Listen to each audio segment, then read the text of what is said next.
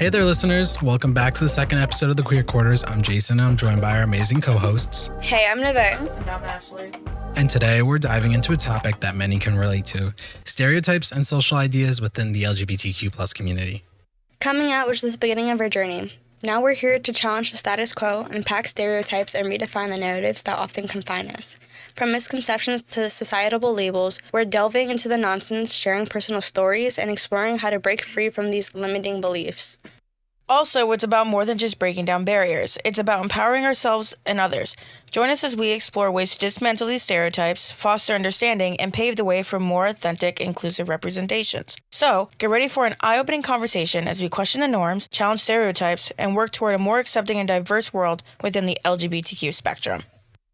All right, so, I think a lot of the common stereotypes that I can relate to for sure is that a lot of people think gay guys are like fashion designers or very flamboyant, which I think, for me personally, I think you guys can agree on this too. I'm not a very noticeable gay person until you get to know me. I dress a little more on the masculine side. I act a little more on the masculine side. And then when I'm comfortable and we get closer, I have more of that feminine, aspects, like how I speak right now because I'm in a comfortable space with you guys. And, I present myself very differently. And one of the other things that stereotypes helps with is trying to find other gay guys, Trying to pick them out. You try to pick them out, because okay, I did say this in the last episode. Stereotypes are stereotypes because sometimes they're accurate. And, they are, but you got to figure out that line between good stereotypes and bad stereotypes. And I think that just varies on person to person. No, but yeah, I agree with that because I feel like sometimes with the stereotypes, you can go outside and you can see someone's fashion. You're like, they're gay. Oh yeah, definitely. 100%. Because I see it all the time. And I'm like, oh, he's a little gay, but you know what? That's okay because he's living his best life. So let's talk about girls in ponytails that are either considered bisexual or lesbian with either short hair or long hair, but they're mainly in ponytails and have their headbands on with short jeans, probably rocking, one of those, what are those people that chop wood? A lumberjack? There we go, lumberjack little sweaters. They're what we would consider, a stud. Or the undercuts. Yes, the undercuts with the back of their hair. Oh my God, or the slit in the eyebrows. A lot of people purposely fit into these stereotypes because they know they're the stereotype and they know that's how the people are going to find them. But there are a lot of people that just actually show themselves naturally this way, and that's how they feel like they can comfortably present themselves. And, for me, when I go out in public, I try to look a little more gay, even though it doesn't work. And I try to present myself that way. So when I'm in public, gay guys can be like, oh, he's gay. Typically doesn't work that way. I typically get girls coming up to me asking for my number and Snap, and then I kind of have to break their heart and be like, sorry, not interested. Another thing that pisses me off, though, is that there's this mindset that people are like, oh, I can change you, or that they're going to change me. Oh my gosh. People will be like, oh, he's gay. I can't be around him. He's going to make me gay. No one of the LGBTQ community can really turn anyone gay or lesbian or bisexual, It's not a disease that it's you can just catch. more about it's themselves. Maybe you think you're straight and then something happens with you and a person that's a part of the community, and then you're like, oh, maybe I this. So how do you guys think intersecting identities race, gender, ethnicity affect stereotypes and challenges faced within the LGBTQ community in itself? Well, we definitely know that most religions don't really accept it. In their book, it's frowned upon. It's something we're not supposed to be doing. A woman and a woman should not be together, or a man and a man shouldn't be together, or the same gender that you are. Nationality-wise, I definitely say that Hispanics and African Americans are the most that really get picked out when it comes to LGBT communities. Perfect example. I'm going to ask you guys something. What do you think of in your head, when someone tells you to think about what a gay person looks like? A gay male. What comes to mind? I don't know his exact name. A lot of people are going to shame me, but the guy from the Drag Race. RuPaul. Yeah, RuPaul Drag Race. First thing comes to my mind. I picture a gay guy as someone who like expresses themselves like immediately, you'll be able to tell. Also, like with their fashion, like they can, like with the crop tops that they wear, the jeans, all that stuff, like the fashion alone can sometimes tell you, because I feel like a straight guy has a different clothing style based on a gay man. I feel like they're more out there with their fashion. For me, I have more of that stereotypical view when I think, what's a gay guy look like in my mind? I imagine early, mid-20s, white, blonde, twink, you know, a sense of fashion. They have like jeans on or just like stuff that matches. I also feel like it's probably also kind of like based on like the music. Not even just media in general, like the way movies and TV shows portray, people. Okay, so now what comes to mind when I ask you to picture a lesbian? A girl that is like in her teens to 20s. Definitely either short hair, long hair, definitely the undercut, always a headband on. It could be the baggy jeans. It could just be a regular, like, almost like masculine looking t-shirt. They can have the sleeves on them, like the tattoo sleeves. I feel like it's definitely based on that. For me, it's definitely, I'm oldie, so when they cut their hair really short, they got that, not Karen look, but like, we're talking about the white boy haircuts. Like the pixie haircuts, kind of.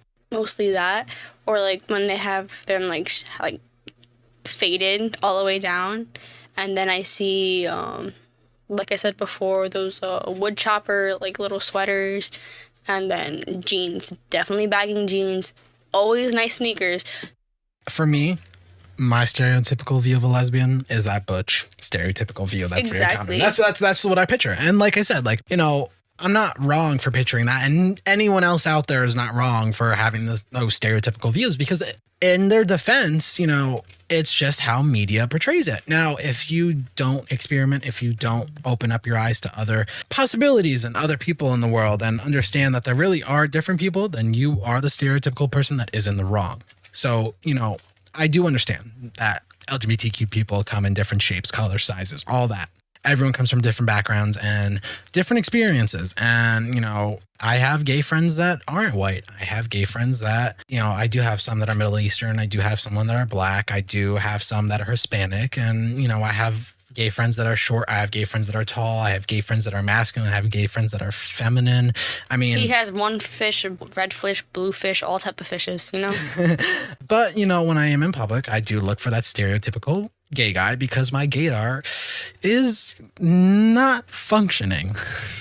Let's talk about how these stereotypes impact the LGBT community. So let's start off with, I actually have a friend that I thought for a while in high school she was lesbian because of the way she dressed. Sweatshirt, sweatpants, all the time.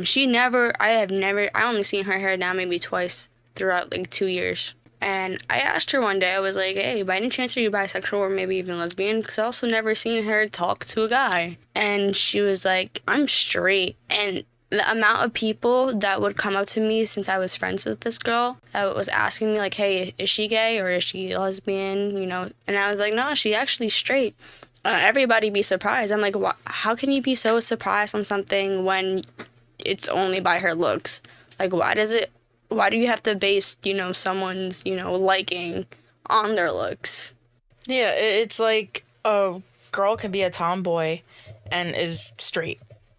And I think that allows a lot of people to use stereotypes in a negative way to kind of harass someone for the way they look and try to use, calling them the slur words and use them in a negative way to dehumanize people. And they'll use it based off the way you look, and they'll use it based off the way you act. And, growing up, people said I acted like a girl. I played my older sister's Barbie dolls. I hung out with the girls all the time.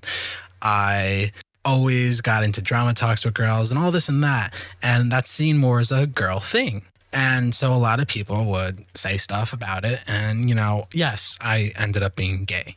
But there are people out there that are straight and have those characteristics. And that's something people have to accept. There's no reason for you to be out there and push it on someone, be like, no, you're gay, I don't care what you say. You act gay, so you are gay. And, you're not thinking about how this affects people. And it can affect them in a really bad way simply for how it's stigmatized. Hey there, amazing listeners of the Queer Quarters. We're so grateful for your support, and we want to thank you for tuning in.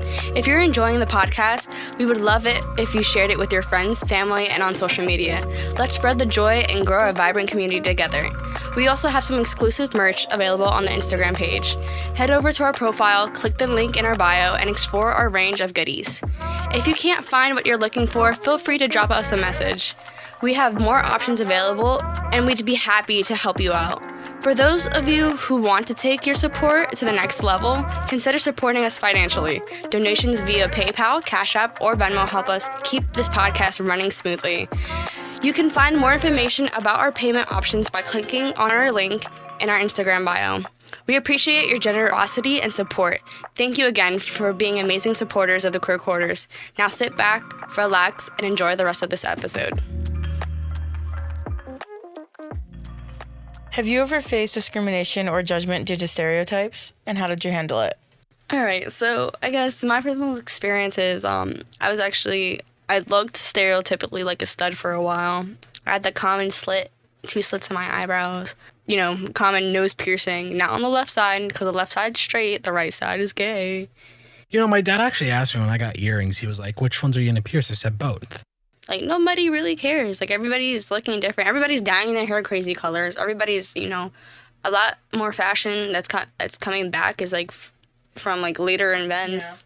Yeah. But anyways, back to the point. It really didn't affect me because I didn't really care how people thought how I looked. It's just how you thought how I act for me. I was more paying attention to, like, how people would deal with, how I am who I like than what people cared for I look like. A lot of people actually came to me with that, like with me looking like it. They're like, can you help me like with this situation with a girl, or can you help me with this situation, yada yada, like a wing woman. I mean, of course everyone thought I was, even though I was, because I have the undercut, the short hair. I always wore like leggings or just a regular t-shirt and a hoodie, and everyone was like, oh, like we can clearly tell that you're gay. I'm like, yeah, I might be. Just wearing something that I'm comfortable in, and you just assume that I'm gay. How do you guys try to represent yourselves and feel comfortable with how you identify and how you dress or act beyond the limitations of stereotypes? I think I just dress and act the way that I want. It's not even based on the stereotype. It's just being who you are as a person. Like, if you want to dress comfortable, just comfortable. If you talk the way you talk, that's the way you talk. I mean, personally, I like to dress more on the masculine side because that's how I like to present myself.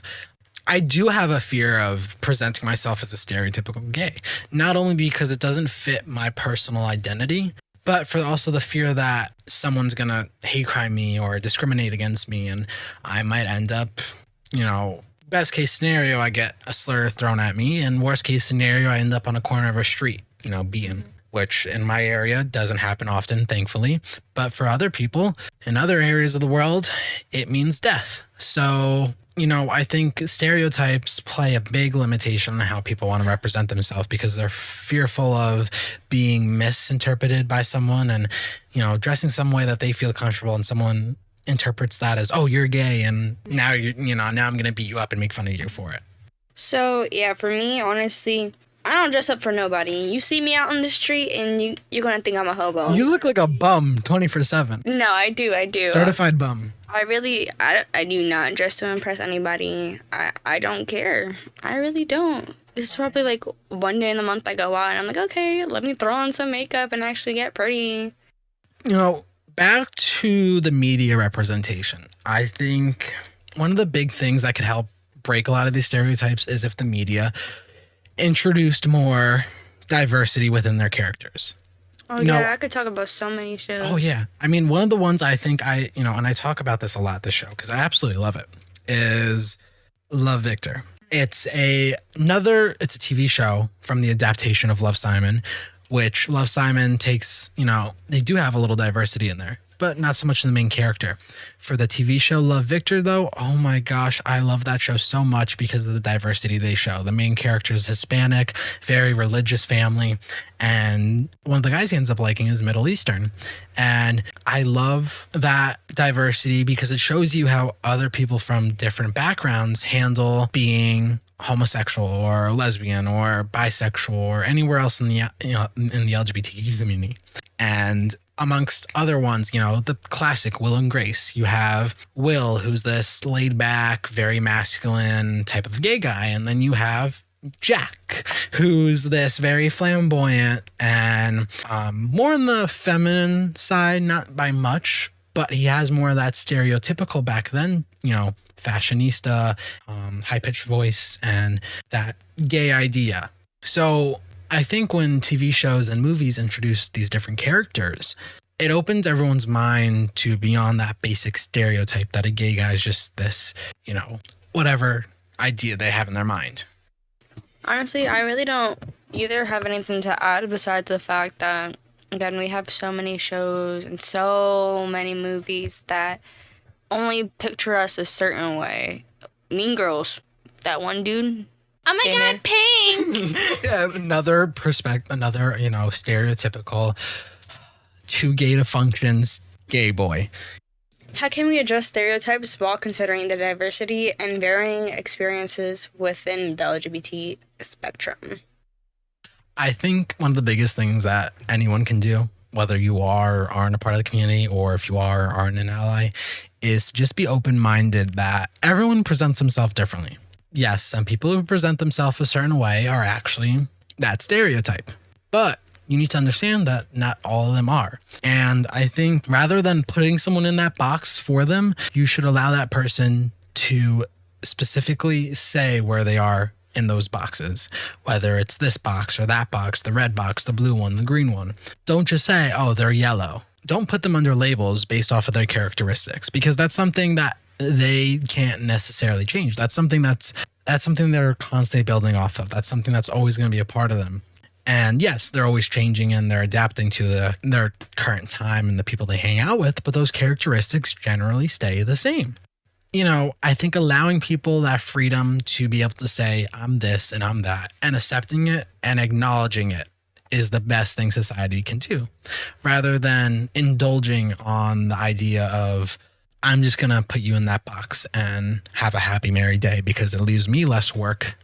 Yeah, quite honestly, always remember, it's way better, if you're actually going to be speaking to them or you're really curious, it's better to ask than just to, leave what's in your head and define them by that.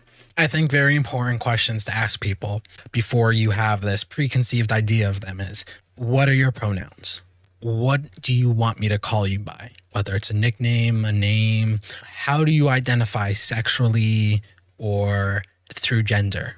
How do you represent yourself differently amongst people? Because how I show myself to my friends is very, very different from how I show myself to coworkers or customers or peers at school or teachers. I'm very different. So allowing people to give them that natural, true idea helps steer people away from preconceived ideas that cause more harm than good. So guys, how can we actively challenge and break down stereotypes? When it comes to actively challenging and breaking down stereotypes, I definitely can say on the breaking down part that don't pick things out, like I said before. Try not to pick little things that, what you think is from them, stud-wise or, gay-wise. Listen to their voice, maybe. I think that, and also making it clear, you are not this preconceived idea that, yes, you're gay. But no, you're not flamboyant. But no, you're not a fashionista. No, you're, make it clear that you're just you. Don't, it's okay to fall into these stereotypes. That's out of your control.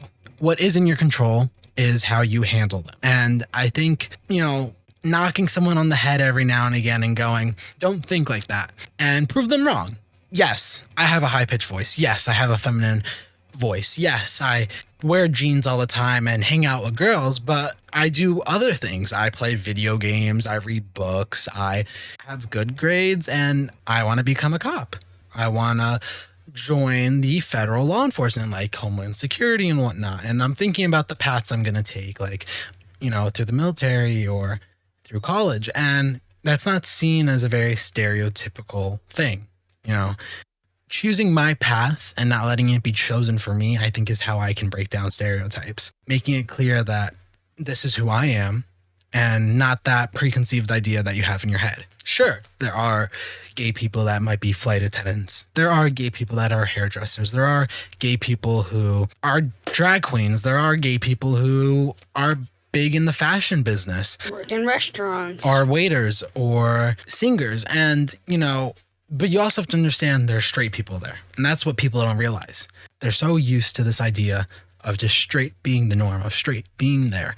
That's what makes the stereotype stand out, because they don't realize the norm. They realize the stereotype, because the stereotype is something they're not used to, something they're not aware of. And making it the new norm would help get rid of all these stereotypes. I mean, how many stereotypes do you know about straight people? There's like none.